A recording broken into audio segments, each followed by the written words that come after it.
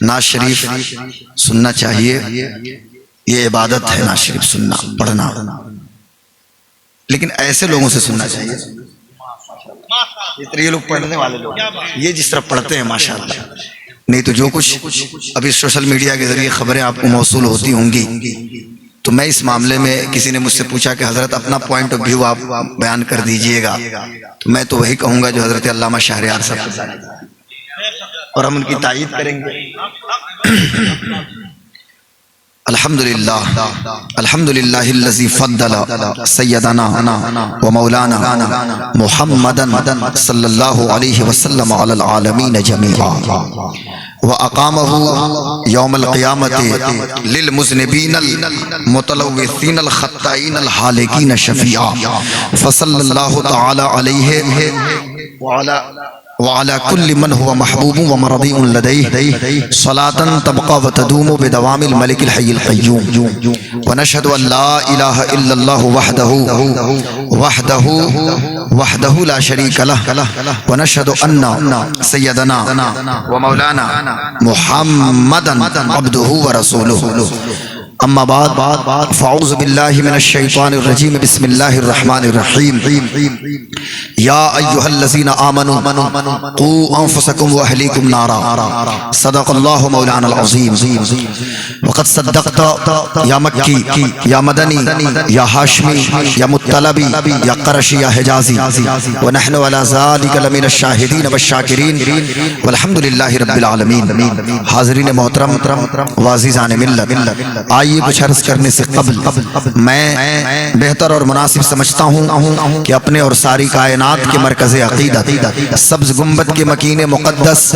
مصطفیٰ جان رحمت، شمع بزم ہدایت، شہریار ارم، تاجدار حرم، نوبہار شفاعت، شب اسرا کے دولہا، خاتم پیغمبراں، شفیع عاصیاں، باعث تکوین روزگار، سرکار ابد قرار، جان عالمین، سید المرسلین، رحمت للعالمین، جان کائنات، مختار کائنات، عالم ما کان و ما یکون، حاضر و ناظر پیغمبر، آمنہ کے لال حلیمہ کے دلبر، حضرت محمد مصطفیٰ احمد مجتبیٰ صلی اللہ علیہ وسلم کی مقدس بارگاہ میں بآواز بلند درود شریف پڑھی اللہم صلی علی، ذرا زور سے آواز آئے، اللہم صلی علی سیدنا و شفیعنا و مولانا محمد معدن الجود والکرم والہ الکرام و صحبہ العظام و ابنہ الکریم الغوث العظم الافخم الہمام و حزبہ اجمعین۔ ایک بار اور آگے سے پیچھے تک جتنے لوگ ہیں درود شریف پڑھیں تو اللہم صلی علی سیدنا محمد وعلی آل سیدنا محمد کما صلیت علی سیدنا ابراہیم وعلی آل سیدنا ابراہیم انکا حمید مجید۔ اللہم بارک علی سیدنا محمد وعلی آل سیدنا محمد کما بارکت علی سیدنا ابراہیم وعلی آل سیدنا ابراہیم انکا حمید مجید۔ حاضرین محترم، یہ ہماری اور آپ کی مشترکہ خوش نصیبی ہے کہ ہم اور آپ آج کی اس عظیم الشان اولیاء امت کانفرنس میں شرکت کی سعادتیں حاصل کر رہے ہیں۔ قابل مبارکباد ہیں میرا پور کے تمام لوگ، خاص طور سے مدرسے کے اراکین، جلسے کے اراکین،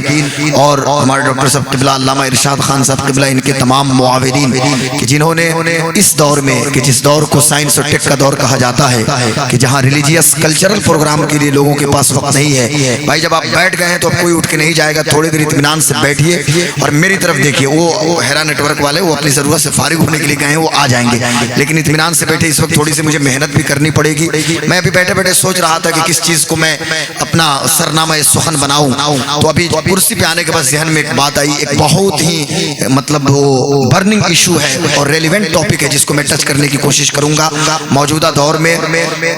بچوں کی تربیت کے حوالے سے کچھ باتیں میں آپ کی سماعتوں کی دہلیز تک پہنچانے کی کوشش کروں گا اسلامی نقطہ نظر سے، چونکہ میری بیٹیاں، میری مائیں، میری بہنیں بھی موجود ہیں۔ یہ آواز تو سمجھ میں آ رہی ہے کہ اور یہ کو کم کرا دیں؟ کوئی ضروری نہیں کہ یہاں سے آواز ہم وہاں املوری سرسر یا نتھو چاپ تک پہنچا دیں یا پورا یہاں سے سیوان پہنچا دیں، کوئی ضروری نہیں، یہیں کے لوگ سماعت کریں۔ صدر جلسہ حضرت علامہ انتخاب علامہ حبیبی صاحب قبلہ موجود ہیں، علامہ جامی صاحب قبلہ، تمام علماء اکرام، یہ سب ہمارے سر کے تاج ہیں۔ میں عرض یہ کر رہا تھا کہ اس دور میں کہ جہاں مذہبی پروگرام کے لیے لوگوں کے پاس وقت موجود نہیں ہے، لیکن آپ حضرات نے اپنے میرا پور کی سرزمین پہ ہمارے پیر شاہ رحمت اللہ علیہ کے 68ویں عرس کے موقع پہ اس محفل نور کو آپ نے منعقد کیا ہے اور عشاء کی نماز کے بعد سے آپ یہاں بیٹھے ہوئے ہیں اور اب دیکھ سکتے ہیں کہ 2:30 ہو چکے، 2:30 بج چکے ہیں۔ حالانکہ 2:30 بجے تک لوگ موجود نہیں رہتے ہیں، ہوتے ہیں پر کم ہوتے ہیں، چونکہ ادھر میں سیوان چھپرا گوپال گنج میں اکثر آخر میں میری تقریر ہو رہی ہے 3-4 دنوں سے، تو میں نے اب ادھر تھا اپنے علاقے میں، تو پھر میں نے ایک جگہ کہا بھی تھا کہ میری عمر تو ابھی 35 سال ہے، لیکن مجھے لگتا ہے کہ میں 75 سال کا ہو گیا ہوں، چونکہ اب اگر نہیں بھی ہو گیا ہوں تو اپنے آپ کو محسوس کرانا پڑ رہا ہے، اس لیے محسوس کرانا پڑ رہا ہے کہ اخیر میں لوگ لے کے چلتے ہیں، لیکن پر یہاں محسوس کرنے کی ضرورت نہیں۔ ماشاءاللہ یہاں بھی ایسا لگتا ہے کہ ابھی 10-11 بج رہے ہیں رات کے، اور ماشاءاللہ آپ حضرات بیدار ہیں، تو اب بیداری کا ثبوت دیجیے اور توجہ سے سنیے گا، چونکہ کنسنٹریشن بہت ضروری ہے۔ یہ گفتگو ہوگی، تقریر ہوگی، اس میں ایک دم سنسیئرٹی کے ساتھ، توجہ کے ساتھ جب آپ سنیں گے تو انشاءاللہ میری بات آپ حضرات کو سمجھ میں آئے گی۔ اللہ تبارک و تعالیٰ کا بے پناہ فضل و احسان ہے کہ اللہ تبارک و تعالیٰ نے ہمیں اور آپ کو مسلمان بنایا۔ امام الانبیاء، سید الانبیاء، نبی الانبیاء، خاتم الانبیاء، تاجدار ختم نبوت حضرت محمد مصطفیٰ صلی اللہ علیہ وسلم کے غلاموں میں اللہ تبارک و تعالیٰ نے ہمیں اور آپ کو پیدا فرمایا۔ یہ سمجھنے کی بات ہے، مسلمانوں کو سمجھ میں آئے یا نہ آئے، دنیا کا انٹلیکچوئل طبقہ، دنیا کا دانشور طبقہ آج اس بات کو محسوس کر رہا ہے۔ اور میں آپ کو بتاؤں کہ میری تقریر یورپ تک نہیں پہنچ رہی ہے، میری تقریر یہ امریکہ کے ہارورڈ یا انگلینڈ کے کیمبرج اور آکسفورڈ تک نہیں پہنچ رہی ہے، لیکن رسول پاک سرور کائنات کی وہ ڈائنمک پرسنالٹی ہے جو لوگوں کو اپنی جانب امپریس کر رہی ہے۔ مسلمان کے بیٹے کو کہاں فرصت ہے؟ ہم کو تو PUBG اور فری فائر سے فرصت نہیں ہے، ہمیں تو یوٹیوب اور سوشل میڈیا کے سورسز پہ اپنے وقت برباد کرنے سے فرصت نہیں ہے، اور آج یہ ریل لائف نے ریل لائف کے وجود کو تباہ و برباد کر دیا ہے۔ آج ہمارے پاس اتنا وقت نہیں ہے کہ ہم سیرت طیبہ کا مطالعہ کریں، اتنا ٹائم نہیں ہے، اور پھر ہم چلتے ہیں کہ علامہ ارشاد خان صاحب قبلہ میرا بیٹا میری بات نہیں مان رہا ہے، یا میری بیٹی میری بات نہیں سنتی ہے۔ قاری یہ نعیم الدین اسماعیلی صاحب کوئی تعویذ لکھ دیے، صاحب قاری صاحب ہوں یا مولانا صاحب ہو یا مفتی صاحب ہو یا پیر صاحب ہو یا حضرت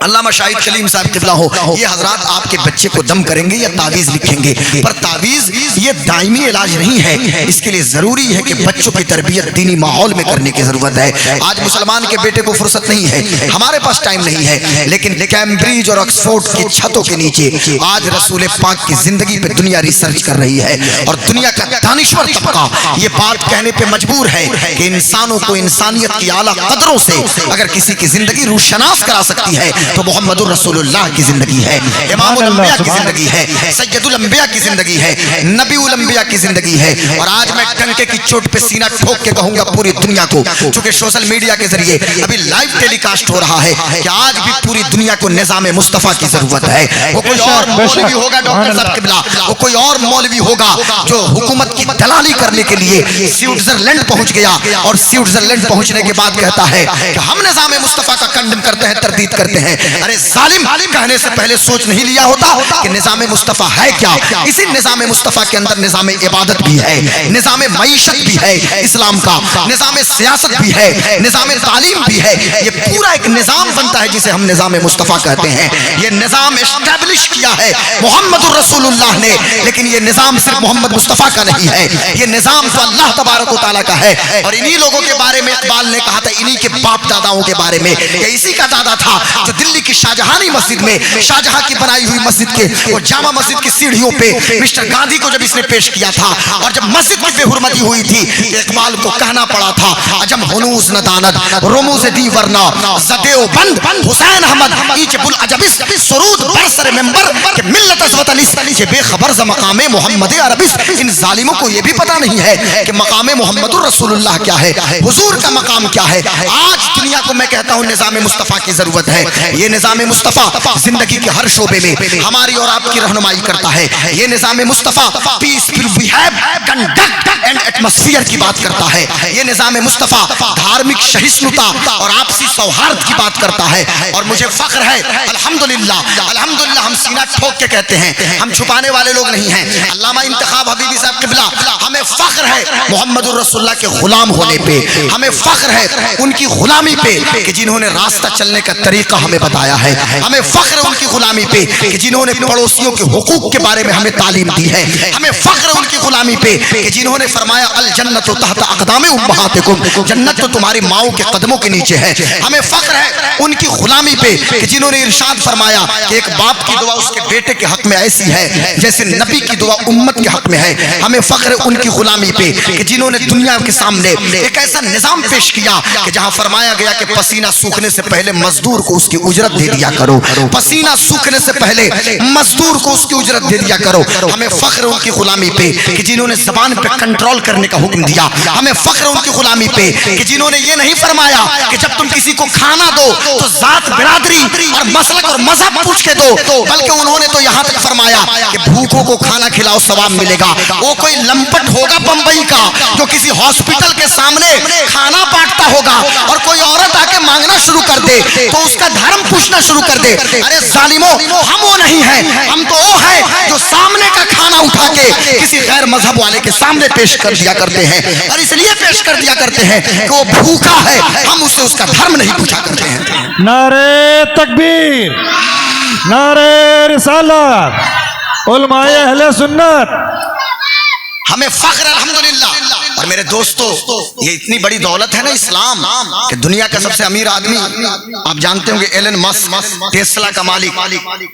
اور جیف بیجوس یا وارن بفیٹ, بل گیٹس, میں مکیش امبانی اور گوتم اڈانی کی بات نہیں کرتا. دنیا کے سب سے امیر لوگ جو ہے نا ان سے بھی خوش نصیب میرا پور کے کھیت میں ہل چلانے والا وہ مسلمان ہے جس کی زبان پہ لا الہ الا اللہ محمد رسول اللہ. جی صاحب, اس کی اہمیت کو سمجھیے, اس کی اہمیت کو, اس کے امپورٹنس کو. امریکہ کے پریزیڈنٹ جو ہے نا ٹرمپ صاحب, تو ہو ہی گئے, وہ بائیڈن صاحب تو چلے گئے, تو ٹرمپ صاحب سے بھی خوش نصیب ہمارے گاؤں دیہات کا وہ شخص ہے جو مزدوری کرتا ہو لیکن اس کی زبان پہ لا الہ الا اللہ محمد رسول اللہ. یہ کتنی بڑی دولت ہے. کبھی بھی احساس کمتری کا شکار مت ہوئیے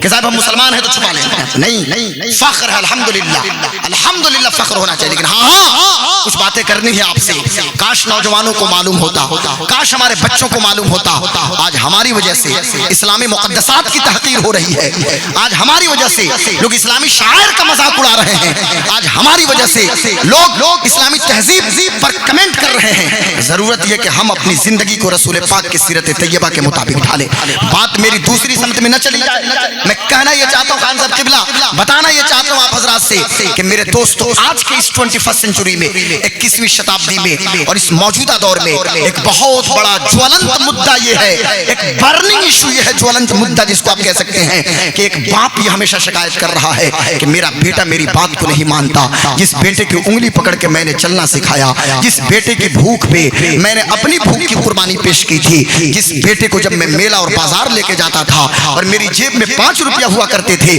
اس وقت جب میرا بیٹا مٹھائی مانگتا تھا مجھے بھی مٹھائی کی طلب ہوتی تھی, پر میں مٹھائی لے کے اپنے بیٹے کو دے دیا کرتا تھا. جب میرا بیٹا چلا کرتا تھا آنگن میں اور گر جاتا تھا, اس وقت میں ہی باپ تھا نا, میں دوڑ کے اپنے بیٹے کو سنبھالتا تھا. امید تو یہ تھی کہ کاش کہ میرا بیٹا جوان ہوتا اور جب اس کی ہڈیوں میں طاقت آ جاتی, جب اس کی ہڈیوں میں گودے پیدا ہو جاتے, جب اس کے جسم میں طاقت آ جاتی تو وہ میری مدد کرتا. لیکن آج حالت یہ ہے کہ میرا بچہ میری بات کو نہیں مانتا. آج ماں شکوہ کر رہی ہے, شکایت کر رہی ہے کہ جس بیٹی کو انگلی پکڑ کے چلنا میں نے سکھایا, جس بیٹی کو خون جگر پلا میں نے پلایا, جس بچی کو میں نے تربیت کر کے جوان کری, آج میری بیٹی مجھ سے آنکھ ملا کے بات کر رہی ہے, میری بات کو ماننے کے لیے تیار نہیں ہے. میری قوم کی بیٹیاں, میری مائیں, میری بہنیں بھی آئی ہوئی ہیں اور اس عرس کی تقریب میں آنے والی میری بیٹیوں, میری ماؤں بہنوں, پہلے تو میرا جو اپنا ایک پوائنٹ آف ویو یہ ہے کہ پہلے تو آپ کو آنا ہی نہیں چاہیے, اور جب آئیں آپ کے لیے بہتر تو یہ تھا کہ آپ اپنے گھر میں مصلی بچھاتی اور وہی قرآن کی تلاوت کرتی یا وہی بیٹھ کے درود شریف پڑھتی. لیکن جب آ گئی ہیں تو کچھ پیغام یہاں سے لے کے جائیں اور آپ حضرات بھی اس کو سنیں. آج کے اس دور میں کہ جس دور میں ہر گھر میں آگ لگی ہوئی ہے, ہر گھر کا ماحول عجیب و غریب بنا ہوا ہے, صاحب وہ دور بڑا اچھا دور تھا کہ جس دور میں مائیں آف لائن ہوا کرتی تھی اور آج مائیں آن لائن ہو چکی ہیں. آج بھی دنیا کو آف لائن ماں کی ضرورت ہے. جب مائیں آن لائن ہو چکی ہیں اور گھر کا ماحول ایسا ہو گیا ہے, آنگن وہی ہے پر سکون نام کی چیز نہیں ہے, گھر وہی ہے پر ایسا لگتا ہے کہ برکت ختم ہو گئی ہے. اس زمانے میں پہلے علامہ انتخاب صاحب قبلہ گاؤں میں ایک میلاد والی خالہ ہوا کرتی تھی جو میلاد پڑھا کرتی تھی, اور یہ 2005 کے پہلے کی بات میں بتاتا ہوں کہ جب گاؤں محلے میں میلاد شریف کی محفل ہوتی تھی تو لوگ ہر گھر جا کے کہتے تھے کہ میرے گھر میلاد ہے, میرے گھر میلاد شریف ہے. اس کے بعد ہوتا یہ تھا کہ لوگ دن ہی میں تیار تیاری کرتے تھے, اچھا کپڑا نکالتے تھے, کپڑا پرانا ہوتا تھا پر کپڑا پاک و صاف ہوتا تھا, اور ماں بچے کو غسل دیتی تھی, کپڑا پہنا دیتی تھی, اور پہنانے کے بعد خوشبو لگا دیتی تھی, اور انگلی پکڑ کے بچے کو اس کے دروازے پہ پہنچاتی تھی یا اپنے شوہر کے ذریعے بھیجتی تھی, سر پہ ٹوپی لگا دیتی تھی. اب تو ٹوپی کا کانسیپٹ اترتے گیا, پہلے پیٹرو میکس سے اور وہ بتاشے اور الائچی دانے پہ جو میلاد کی محفلیں ہوتی تھی, 5-10 لاکھ کے جلسے میں جو روحانیت نہیں ہے اس چھوٹی سی محفل میں روحانیت ہوا کرتی تھی, وہ اسپرچولیٹی ہوا کرتی تھی, وہ روحانیت ہوا کرتی تھی. ہم نے تو یہاں تک دیکھا گاؤں محلے میں کہ دن میں آپس میں لڑائی ہوئی, کسی بات پہ تو میں لوگوں نے کیا, اور شام کو مخالف کے یہاں میلاد شریف کی محفل ہوئی. ہم نے اس چچا کو اس کے دروازے پہ جاتے ہوئے دیکھا. میں نے پلٹ کے پوچھا کہ چچا جان آپ ان کے دروازے پہ کیوں جا رہے ہیں؟ دن میں تو آپ میں اور ان میں لڑائی ہوئی ہے. کہنے لگے غلام غوث میں اس لیے جا رہا ہوں کہ میلاد اس کا نہیں, آمنہ کے لال کا میلاد ہو رہا ہے, مدینے کے مصطفیٰ کا میلاد ہو رہا ہے, سبز گنبد کے مکین کا میلاد ہو رہا ہے. سبحان اللہ سبحان اللہ. نعرہ تکبیر, نعرہ رسالت, عرس مقدس.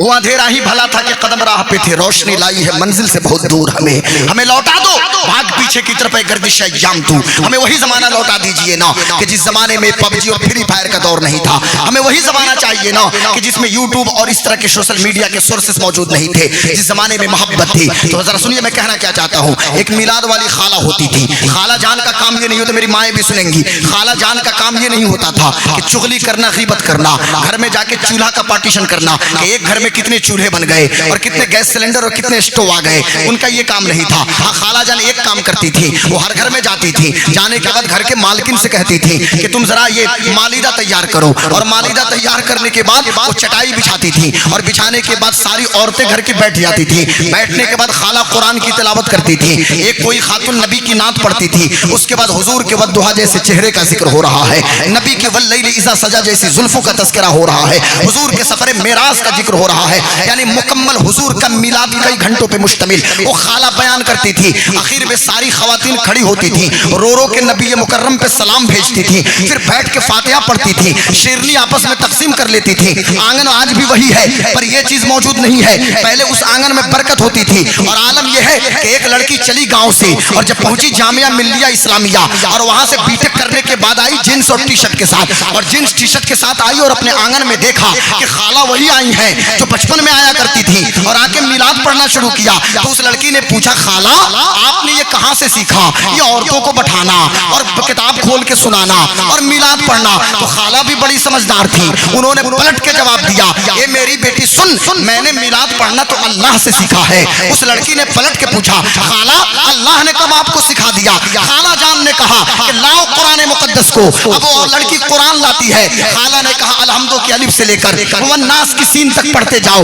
ایسا لگتا ہے کہ حضور کی نعت ہو رہی ہے, اور ایسا لگتا نہیں بلکہ پورا قرآن میرے آقا کی نعت ہے. اے میری بیٹی سن, تیری خالہ نے حضور کا میلاد کسی تاریخی کتاب سے نہیں سیکھا بلکہ اللہ کا کلام قرآن سے سیکھا ہے, اللہ کی کتاب قرآن سے سیکھا ہے.